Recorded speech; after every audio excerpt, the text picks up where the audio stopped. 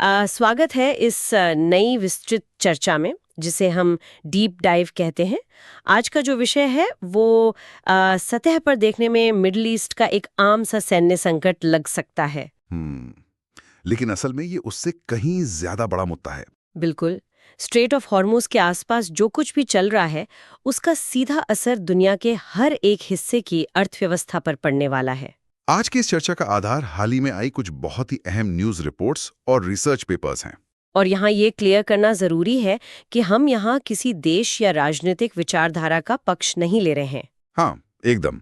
हमारा मकसद सिर्फ स्रोतों में जो तथ्य, आंकड़े और चेतावनियां हैं उन्हें निष्पक्ष रूप से सामने रखना है। सही बात है। आज हमारा मेन फोकस ये डिकोड करना है कि कैसे एक संकरे से समुद्री रास्ते के बंद होने का डर सीधे तौर पर कच्चे तेल यानी क्रूड ऑयल की कीमतों को आसमान पर पहुंचा रहा है, और कैसे ये ग्लोबल इन्फ्लेशन यानी वैश्विक महंगाई का एक नया तूफान ला सकता है। देखिए, ये स्थिति कूटनीतिक और आर्थिक दोनों ही पैमानों पर बेहद सेंसिटिव है। अगर हम इसे थोड़ा ब्रॉड पर्सपेक्टिव से देखें तो ये सिर्फ 2 या 3 देशों के बीच की मिलिट्री खींचता नहीं है। ये एक ऐसा जियोपॉलिटिकल क्राइसिस है जो सीधे तौर पर वैश्विक अर्थव्यवस्था की सबसे अहम कड़ी पर चोट कर रहा है। जब दुनिया के सबसे इंपॉर्टेंट ट्रेड और एनर्जी रूट पर खतरे के बादल मंडराते हैं तो उसका झटका पूरी दुनिया महसूस करती है। Right, exactly. Current global economy और सप्लाई चेन के मॉडल को समझने के लिए इस संकट के हर एक पहलू को डीपली एनालाइज करना बहुत जरूरी हो जाता है। तो चलिए इसे थोड़ा खोलकर समझते हैं। सबसे पहले बात करते हैं उस जगह की जो इस पूरे विवाद की सेंटर में है, स्ट्रेट ऑफ हॉर्मुज। बिल्कुल। ज्योग्राफी के नजरिए से देखा जाए तो ये पर्शियन गल्फ को गल्फ ऑफ ओमान और आगे जाकर अरब सागर से जोड़ने वाला एक बेहद संकरा समुद्री रास्ता है। अपनी सबसे संकरी जगह पर यह सिर्फ 21 मील चौड़ा है। हाँ, और जो शिपिंग लेन्स हैं जहां से एक्चुअली जहाज गुजरते हैं वो तो और भी नहरों हैं। वही ना, मुश्किल से 2 मील चौड़ी लेन्स हैं। अक्सर इंटरनेशनल ट्रेड में हम एक टर्म सुनते हैं, चोक पॉइंट। चोक पॉइंट यानी एक ऐसी जगह जहां से गुजरना मजबूरी है और जहां ट्रैफिक बहुत आसानी से रुक सकता है। ये जगह उसका सबसे परफेक्ट एग्जाम्पल है। और इस चोक पॉइंट के पीछे के जो नंबर्स हैं वो सच में हैरान करने वाले हैं। इन आंकड़ों को समझने के बाद क्लियर हो जाता है कि इसे दुनिया की एनर्जी हार्ट बीट यानी ऊर्जा की धड़कन क्यों कहा जाता है। मैंने रिपोर्ट्स में पढ़ा कि करीब 20% तेल यहीं से निकलता है। सही पढ़ा आपने। हर दिन पूरी दुनिया का लगभग 20% तेल और बहुत बड़ी मात्रा में LNG यानी लिक्विफाइड नेचुरल गैस इसी रास्ते से होकर गुजरती है। यानी दुनिया भर के कारखानों और ट्रांसपोर्ट का एक बहुत बड़ा हिस्सा इस एक छोटी सी जगह पर डिपेंडेंट है। बिल्कुल। और देखिए, तेल तो एक तरफ है लेकिन LNG का इंपॉर्टेंस भी कम नहीं है आजकल। हाँ, खास करके यूरोप और एशिया के कई देशों में। एग्जैक्टली। सर्दियां काटने के लिए और पावर प्लांट्स को चलाने के लिए LNG की भारी डिमांड होती है। अगर इस रास्ते पर मूवमेंट कुछ दिनों के लिए भी ब्लॉक होती है तो एनर्जी मार्केट का बैलेंस पूरी तरह से बिगड़ सकता है। और यहाँ पर कहानी सच में बहुत इंटरेस्टिंग या कहूँ तो अलार्मिंग हो जाती है। हमारे स्रोतों के अनुसार अमेरिका और ईरान के बीच का जो टेंशन है वो अब एक डायरेक्ट टकराव में बदलता दिख रहा है। ईरान ने क्लियरली कहा है कि अमेरिका, इजराइल और उनके अलाइड देशों के जहाजों को इस रास्ते से गुजरने नहीं दिया जाएगा। मतलब दुनिया के एनर्जी डोर पर पहरा बिठाने जैसी बात हो गई है। लेकिन मैं ये सोच रही थी कि इसका जमीन पर या रादर समुद्र पर रियल टाइम में क्या असर दिख रहा है। समुद्र में इस वक्त जो हालात हैं वो किसी बुरे सपने से कम नहीं है। ये सिर्फ हवा में दी गई चेतावनियां नहीं है, इसका सीधा असर समुद्री ट्रैफिक पर दिखने लगा है। ट्रैफिक जैम समुद्रों में भी होता है? बिल्कुल होता है। टेंशन और पोटेंशियल अटैक्स के डर से लगभग 300 विशालकाय ऑयल और LNG tankers straight of Hormuz के आसपास फंसे हुए हैं या उन्होंने लंगर डाल दिया है। 300 टैंकर्स, ये तो बहुत बड़ा नंबर है। और ये कोई छोटी बात नहीं है। जब एक भी इतना बड़ा टैंकर लंगर डालता है तो वो सिर्फ एक पार्किंग स्पेस नहीं घेर रहा, उसके पीछे की इकोनॉमी समझिए।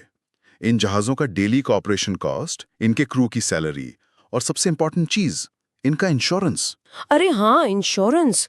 जब वॉर जोन जैसी सिचुएशन बनती है तो इंश्योरेंस कंपनीज भी तो अपने रूल्स टाइटन कर देती होंगी। एग्जैक्टली। इसे टेक्निकल भाषा में वॉर रिस्क प्रीमियम कहा जाता है। जैसे किसी इलाके को हाई रिस्क या वॉर जोन डिक्लेयर किया जाता है, इन जहाजों का इंश्योरेंस प्रीमियम रातों रात आसमान छूने लगता है। तो इसका नतीजा क्या निकल रहा है? नतीजा ये है कि कई शिपिंग कंपनीज अब इतना बड़ा फाइनेंशियल और सिक्योरिटी रिस्क लेने को तैयार ही नहीं है। तो वो क्या कर रहे हैं? रास्ता बदल रहे हैं। हाँ, वो इस रास्ते से बचने की कोशिश कर रहे हैं। अपनी सप्लाई चेन को जिंदा रखने के लिए वो अफ्रीका के केप ऑफ गुड होप का लंबा चक्कर लगाकर जाने वाले ऑल्टरनेट रूट्स यूज कर रहे हैं। लेकिन इस रूट से तो बहुत ज्यादा टाइम लगता होगा। बिल्कुल, ये नया रास्ता उनकी जर्नी में 10 से 14 दिन और जोड़ देता है। जर्नी लंबी होने का मतलब है फ्यूल का ज्यादा खर्च होना और 1 साल में एक जहाज जितने चक्कर लगा पाता था उसमें कमी आना, जिसका सीधा असर मार्केट में अवेलेबल तेल की टोटल क्वांटिटी पर पड़ता है। सही कहा। और यहीं से शुरू होता है इस पूरे मुद्दे का सबसे गंभीर हिस्सा, आर्थिक प्रभाव, और खास तौर पर वैश्विक महंगाई यानी ग्लोबल इन्फ्लेशन। जो रिसर्च और डेटा हमारे सामने आया है उसके मुताबिक इस टेंशन के स्टार्ट होने के बाद से ही क्रूड ऑयल की कीमतों में 15% से ज्यादा का उछाल आ चुका है। 15% का जंप इंटरनेशनल मार्केट में एक मैसिव झटका होता है। वही मैं कहने वाली थी। आमतौर पर लोगों को लगेगा कि ठीक है 15% ही तो है, लेकिन इंटरनेशनल ट्रेड के मार्जिन्स को देखा जाए तो ये इकोनॉमी को हिला देने वाला फिगर है। ये एक बहुत ही वैलिड पॉइंट है। अक्सर लोग सोचते हैं कि इस 15% जंप का हमारी डेली लाइफ में सो व्हाट, यानी क्या मतलब है। जब 300 टैंकर्स फंसे हों और दुनिया की 20% तेल सप्लाई अटकी हुई हो तो ग्लोबल सप्लाई चेन की कड़ियां टूटने लगती हैं। एनर्जी कोई ऐसी चीज तो है नहीं जिसका स्टॉक कोई भी देश हमेशा के लिए जमा करके रख सके। हाँ, नई सप्लाई तो लगातार चाहिए ही। बिल्कुल। जब सप्लाई स्लो हो जाती है और डिमांड वैसी ही बनी रहती है तो कीमतें तेजी से ऊपर भागती हैं। इसे हम एक आम एग्जाम्पल से समझ सकते हैं। प्लीज बताइए। मान लीजिए किसी बड़े शहर को जोड़ने वाले मेन हाईवे पर कोई बहुत बड़ी रुकावट आ जाए। उसका असर सिर्फ वहां फंसे हुए व्हीकल्स पर नहीं पड़ेगा। उस हाईवे से आने वाले दूध, सब्जी और राशन के ट्रक्स भी तो रुक जाएंगे। एग्जैक्टली। और कुछ ही दिनों में उस शहर के अंदर उन रोजमर्रा की चीजों के दाम डबल हो जाएंगे। Straight of Hormuz global economy के लिए वही मेन हाईवे है। बहुत ही बढ़िया तरीके से समझाया आपने।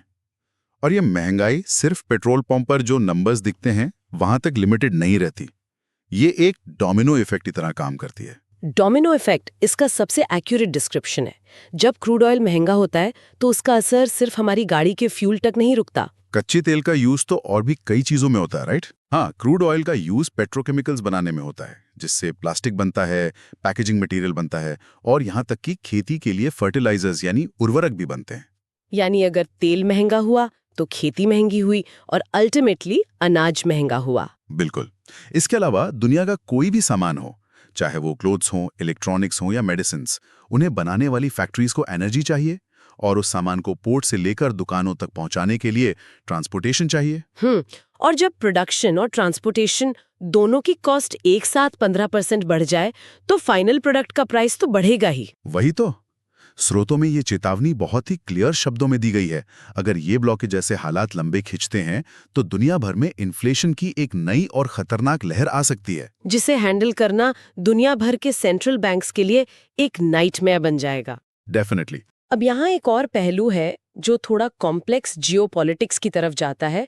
रिपोर्ट्स बता रही हैं कि अमेरिका ने इस इलाके में अपनी नेवल प्रेजेंस यानी नौसैनिक मौजूदगी बहुत ज्यादा बढ़ा दी है। ट्रंप एडमिनिस्ट्रेशन की तरफ से क्लियरली ऑर्डर्स दिए गए हैं कि US navy international trade ships की हर हाल में सुरक्षा करे। लेकिन मेरा एक सवाल है। पूछिए। क्या यूएस नेवी वहां पहले से पेट्रोल नहीं कर रही थी? इस बार के डिप्लॉयमेंट में ऐसी क्या नई बात है? ये बहुत ही शार्प ऑब्जर्वेशन है। देखिए, यूएस नेवी की 5th फ्लीट वहां लंबे समय से मौजूद है और पेट्रोलिंग करती रही है।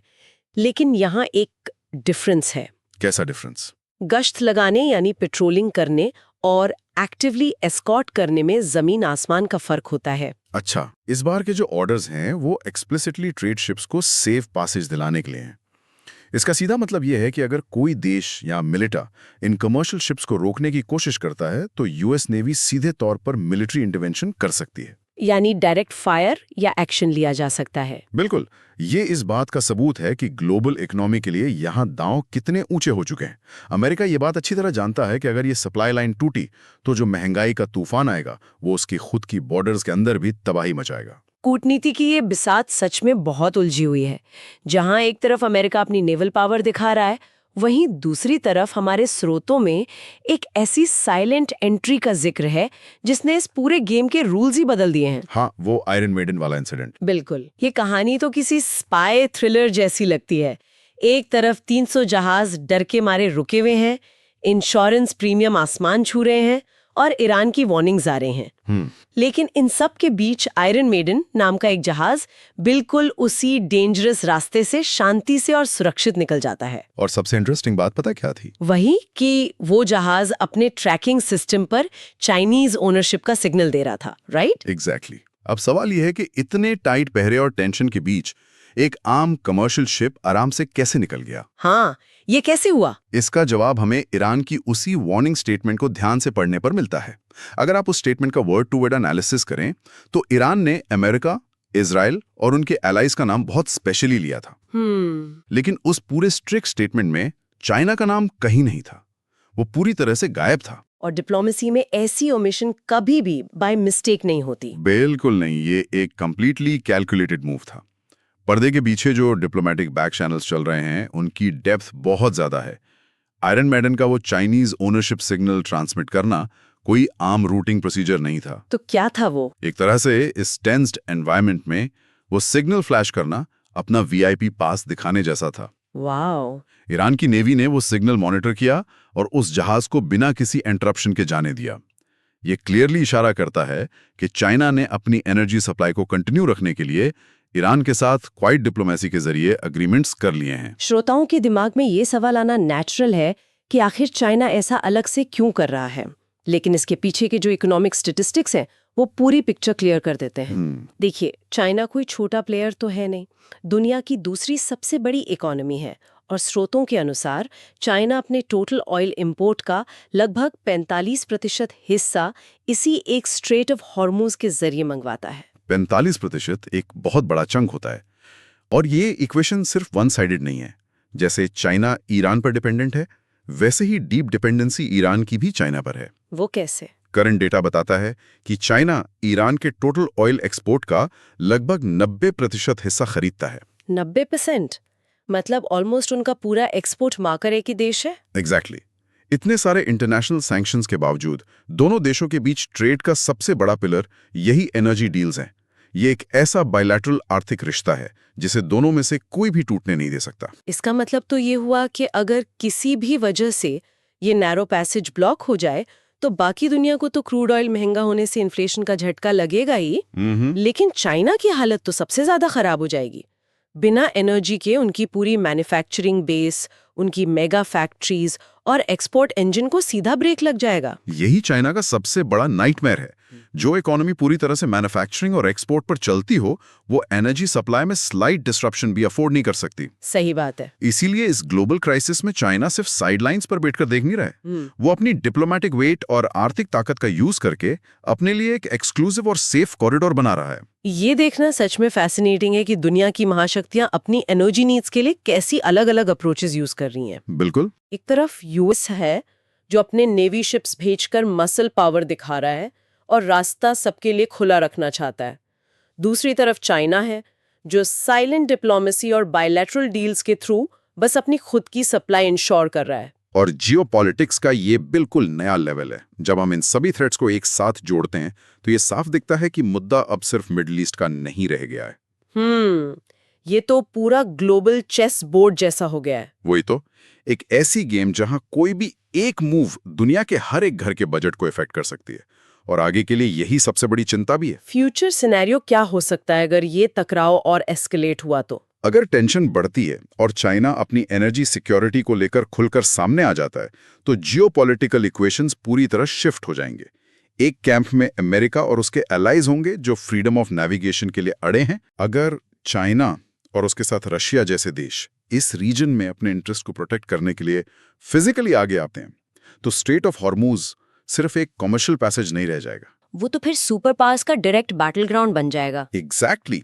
और जब ऐसी आर्थिक और सैन्य ताकतें एक इतने नैरो और सेंसिटिव चोक पॉइंट पर आमने सामने होंगी तो उसका रिजल्ट ग्लोबल इकोनॉमी के लिए अनइमेजिनेबल तबाही हो सकता है। ये वाकई सोचने पर मजबूर करता है। आज की इस पूरी डीप डाइव में जो पहलू निकल कर आए हैं वो क्लियर करते हैं कि ज्योग्राफी का एक छोटा सा टुकड़ा, सिर्फ 21 मील का एक समुद्री रास्ता, पूरी दुनिया को होस्टाने की ताकत रखता है। बिल्कुल। हमने देखा कि कैसे 300 टैंकर्स का फंसना, वॉर रिस्क प्रीमियम का बढ़ना और क्रूड ऑयल में 15% का उछाल, ये सब इंडिकेटर्स हैं कि ग्लोबल इन्फ्लेशन की एक बड़ी लहर तैयार हो रही है। और साथ ही हमने उस साइलेंट डिप्लोमेसी को भी डिकोड किया जहां सुपर पावर्स अपने अपने इंटरेस्ट बचा रही हैं। सही कहा। इस चर्चा का निचोड़ यही है कि डिप्लोमेसी और बॉर्डर टेंशन्स अब सिर्फ न्यूज़ चैनल की हेडलाइंस नहीं है, इनका सीधा कनेक्शन हमारी डेली लाइफ के एक्सपेंसेस से है। कच्चे तेल की प्राइस बढ़ने से जो महंगाई शुरू होती है, अगर सप्लाई चेन जेन्युइनली लंबे टाइम के लिए टूट गई तो उसको सेंट्रल बैंक्स आसानी से रोक नहीं पाएंगे। ये दिखाता है कि हमारी मॉडर्न अर्थव्यवस्था कितनी फ्रेजाइल और इंटरकनेक्टेड है। बिल्कुल। इस चर्चा को वाइंड अप करते हुए मैं एक बार फिर रिमाइंड करना चाहूंगी कि हमारा आज का ये पूरा एनालिसिस स्ट्रिक्टली स्रोतों, रिपोर्ट्स और ट्रांसक्रिप्ट्स पर बेस्ड था। हमारा मोटिव सिर्फ इस कॉम्प्लेक्स इकोनॉमिक और जियोपॉलिटिकल वेब को निष्पक्ष रूप से एक्सप्लेन करना था। और मुझे लगता है हमने उस ऑब्जेक्टिव को डीपली कवर किया है। हाँ। अब वाइंड अप करने से पहले एक आखिरी विचार। ये थॉट डायरेक्टली हमारे सोर्सेज में तो नहीं था, पर इस डीप डाइव के बाद दिमाग में जरूर आता है। जब दुनिया की पूरी इकोनॉमी, फैक्ट्रीज और हमारी बेसिक जरूरतें एक इतने संकरे चोक पॉइंट और देशों के आपसी रंजिश पर इतनी बुरी तरह डिपेंडेंट हैं, तो क्या हम एक टिपिंग पॉइंट पर नहीं खड़े हैं? एक बहुत बड़ा सवाल है ये। क्या ये लगातार रहने वाला महंगाई का डर और सप्लाई चेन के टूटने का खतरा दुनिया को फॉसिल फ्यूल्स यानी जीवाश्म ईंधन से हटाकर रिन्यूएबल एनर्जी की तरफ तेजी से शिफ्ट होने का सबसे बड़ा पुश नहीं बन सकता? जब तक हमारी अर्थव्यवस्था कच्चे तेल पर इतनी डीपली डिपेंडेंट रहेगी, ऐसे जियोग्राफिकल चोक पॉइंट्स दुनिया की आर्थिक स्टेबिलिटी को ऐसे ही हॉस्टेज बनाते रहेंगे। ये एक ऐसा सवाल है जो हम सबको अपने लेवल पर सोचना चाहिए। बिल्कुल, फ्यूचर की दिशा यही तय करेगा। एक नए डीप डाइव के साथ आपसे फिर जुड़ेंगे, क्योंकि आखिरकार नए सवाल ही हमें बेहतर समझ की ओर ले जाते हैं।